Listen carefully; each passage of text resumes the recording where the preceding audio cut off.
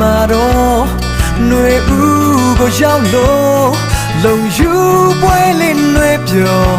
မောင်မဲတော့လက်ချင်းတွေရှလုံးတော့အထူးရှင်ကရဲ့တွေကကြပြီပေါ့တောင်းပေါ်မြင်တဲ့ဝေးလို့ကိုလာရပေါ့ခါတွေပြန်ရောက်တိုင်းပဲကိုမြဲလို့တတိယလုံယူပွဲလေးရောက်တော့ကိုပြန်ခဲ့မယ်တောင်းတန်းတော့ပွဲတော်ခါတွေချိန်ခါလုံးယူပွဲတော်ကို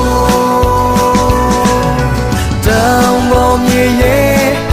ပြောစရာပွဲတော်ခေါင်းရည်ချွတ်ချွတ်လေးတဲ့အဲကိုချိုးတောင်းပေါ်မြေရဲ့ပြောစရာပွဲတော်ခေါင်းရည်ချွတ်ချွတ်လေး